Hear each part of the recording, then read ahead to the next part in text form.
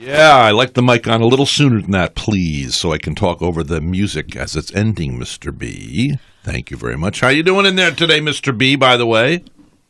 Very good, Rhett. You know, it's in your contract that you have to speak at least once every day. Did you know that? I guess I have a white sheet of paper that's a contract.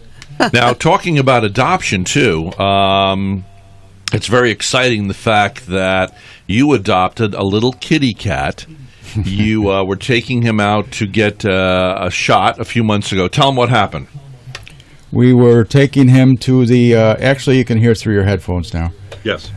We were taking him to the Indian River Humane Society to get his 3-year rabies shot, and coming out the door, he bolted out of his carrier across 77th Street, which is a highway here in Vero, and right into the woods, and he was gone for 2 months. But, people love animals, but children are human beings. Yeah, so. But here's the point. So the cat, I want to finish the cat story, though, because the magazine's coming out today. Okay. So the cat was missing for over 2 months. You presume the cat to be dead. Yeah, and he went through Hurricane Irma. Out there on his own. On his own. Oh, my God. Now, they found the collar embedded in his neck? Yep. Why? The Humane Society set a trap out because he was seen around the Humane Society, so he hadn't gone too far. And we were out there for hours trying to find him with his treat bag and everything else and calling him. Yeah. And he always came running to that. And nope, not a sign. So we figured he met a fate, unbeknownst to us. And then who noticed him in a field months later? Actually, Jennifer from the Humane Society was working late one Saturday night, and she called Major Flowers, who called me and put me together with Jennifer, and I said, yep, that's Bubba. So they set a trap, and they caught him. Yep, and you can read all about it in the new issue of Vero's Voice magazine. You can log on to verosvoice.com, or you can pick up your copy in over 400 locations locally. Vero's Voice. Thank you, Mr. B, for that. You're welcome. Let's get back to Karen Wilson-Buterbaugh. Good morning, Karen. How are you? Hi, I'm fine. How are you, Rhett?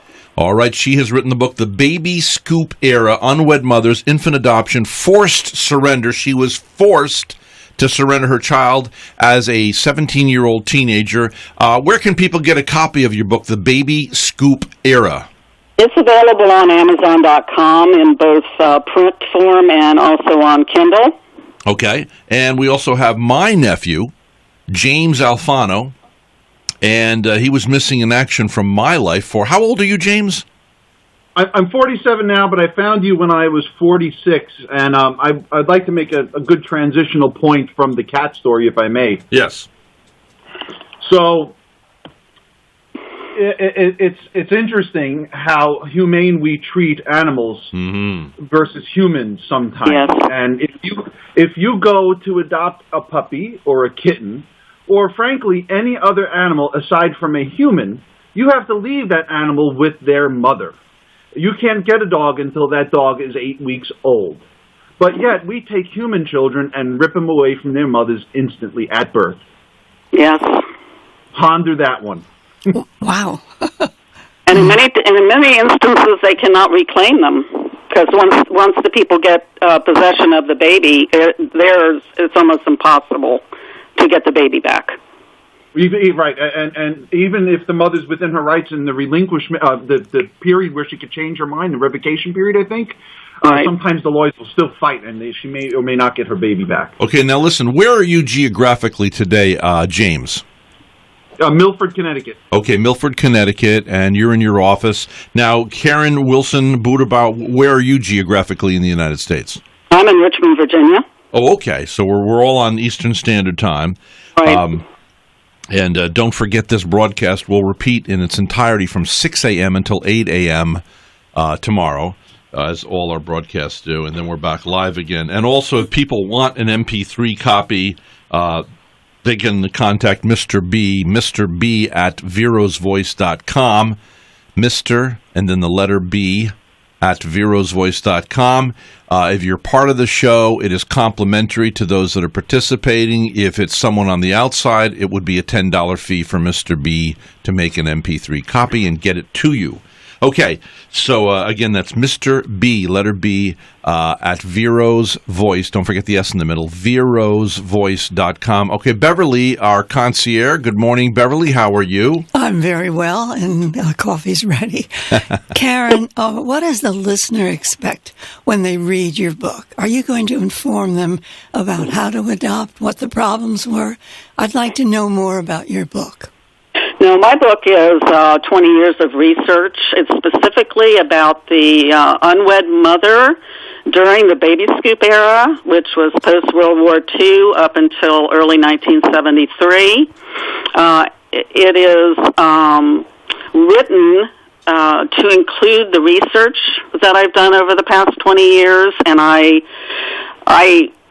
had this epiphany one day that when I was riding the subway into D.C., when I lived up there working, that I wanted to know what these people said about me.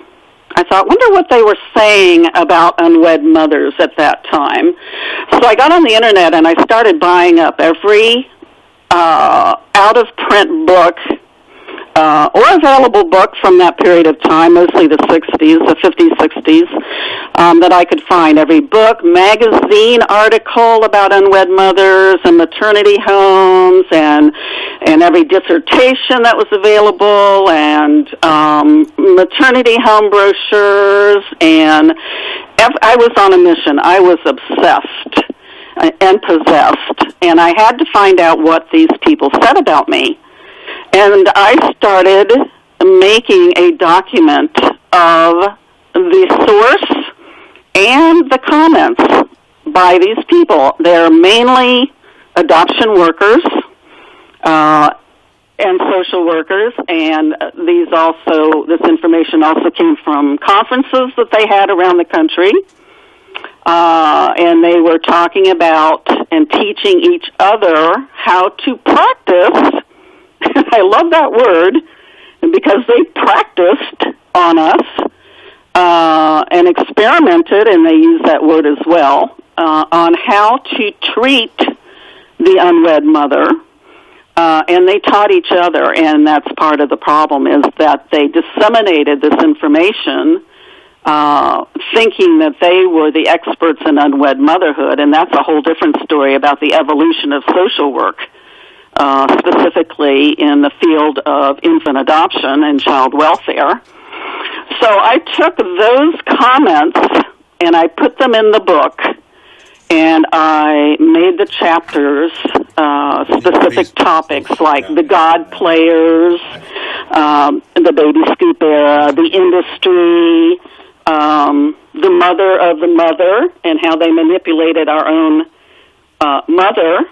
That if they couldn't get the baby, that they were to target her mother and convince her that the baby needed to be surrendered. And these comments were so evil and so vile, like how they talked about to each other and laughed, saying they wish they had more baby breeders. And I tell you, my brain just kind of exploded. Oh, my goodness. I thought, God. Wow. These mothers need to hear this information. So I wrote it from their perspective, because I knew if I wrote the book in my own words that I would be discounted. Mm-hmm. She's just guilty. She's just ashamed. She's looking for excuses for what she did. And I wanted these people to speak and show these mothers and our taken children, who are now adults, we were up against, and that these people taught the rest of society how to think that we were deviant, that we were unfit, that we were sinners, that we were moral degenerates. Almost every adjective you can think of was used to describe the unwed mother. And it was imperative to me to get this book out because I'm almost 70, and I wanted to make sure that other mothers like me, exiled mothers, knew that this is what was being said, this is how they operated, this is why, the who, why, when, and where of these people. It's also Clark Vincent, who was a sociologist. He predicted exactly what was going to happen, that babies after 1964, he said that babies were going to be removed from mothers in massive amounts to serve the market, and it was going to be under the dictate of in the best interest of the child. And these were also doctors. Well, hold on. Let's stop here, too. And this is something we should have loaded ourselves up with. I didn't think about this till now. Did you know that there was a lady who had 8 children? And purportedly, I think she had a venereal disease, and she was pregnant with her 9th child. And it was the locals wanted her to get an abortion. Are you familiar with this story? I don't think so. I heard about the okay. Let me finish. Okay, so she was they wanted her to get an abortion. She elected not to get the abortion, and I believe her child was named Mozart. That's right. And 50 million children have been aborted, of course, in the United States of America. And one of them, of course, that was suggested to be aborted was Tim Tebow. And he was a Heisman Trophy winner. And I met his mother and estimated at least 50 potential Heisman Trophy winners have been aborted over the years since abortion was made illegal in America. But here's what I want to know. James, we've been talking with Karen, and she is a natural exiled mother. When I ran into Linda, your mother, who I hadn't seen since the year of Woodstock, we attended Woodstock together with my brother, your father, and a group of other guys. When I ran into her, I had seen her one time after that, and that was in Rhinebeck, New York, or Rhinecliff, whatever, and I was shopping with my parents. I believe I was in my 20s. And I was surprised. She met me in a perfunctory manner when she was coming out of a store. She was nice enough, but she quickly got in her Saab and drove off. And I thought, well, I guess she's just kind of let the past go and doesn't really want to engage someone. She was nice, but not warm, of course. And I had no idea that you were in the world. Now that you know Linda and you're close to your birth mother, your mother who was exiled. Tell me something. What has she said? What was she going through mentally all these years of missing you? Wow. I don't even know if I can earnestly answer that question well enough, but I can say that it was such a painful topic for her when I found her that I've had to get my information little by little, and the reason why she wasn't warm to you on that visit is because she knew I was out in this world, and she had to live with that, to knowing. And I understand. One of my goals is, I said when I met her, I came out of my adoption fog like in an instant. Adoption fog. I don't want to. I'll explain that later. But when I came out, I had to understand. It was because she couldn't tell me everything herself in her own words very quickly. Yeah. I had to read and talk to other birth mothers, especially from that era. I had to understand what happened back there. I read books. I read The Girls Who Went Away. I read Birth Mothers. And oh my God, if I knew this stuff, it's just truly amazing. I never imagined for a second. I never allowed myself to think, because it would be too painful. What? That maybe there was a mother out in the world, a natural mother of mine, that longed to know me and loved me. I had no idea. Now she has said, now that you two have reconciled, you're spending a lot of time with her, and now you found out you have a half sister with her. You also have a half sister, Cece, who's also my niece. My brother had another child with another gal during the 60 period when he was 17, 18. So anyway, now what has Linda said now? I mean, has she told you that there was something? I remember you saying that there was a hole in her heart. Yeah, well, let's not forget my brother Sam. Maternally, I have a brother and sister, Sam and Lauren, and paternally, I have a sister, Cece. Yeah, and from not lived experience, but from trying my best to understand the mother's perspective in this, I have heard that surrendering a child to adoption in some ways is worse than losing a child to death. Yes. It's disenfranchised grief where no one recognizes the loss. They're not aware of it because she has to keep it a secret, so she gets no support whatsoever. And her baby is out there somewhere, and we don't know if they're alive or dead, if they're healthy, if they're safe. Oh my God, I can't imagine. You know, when my brother drowned on 911, people told me it's the next day they found his body up on a sand dune, James's dad. Thank God I realized later on, because you would think, oh, did an alien spaceship? You see, hope is the last thing to die. So did an alien spaceship get him? Did he go to, he always had mentioned he wanted to go to the Bahamas. Maybe he's in the Bahamas. Maybe he just finally got mad at the family, said he's just going to disappear. You know, I even had a dream, a clear dream after he drowned on 911. He called me. He was being held against his will in a prison in New York City. And I heard his voice was so clear. It was like we were talking on the phone, and said, "You've got to come get me. I'm being held against my will." That wasn't me who drowned, you know, and I woke up in a sweat. So hope is the last thing to die. So I can't imagine what's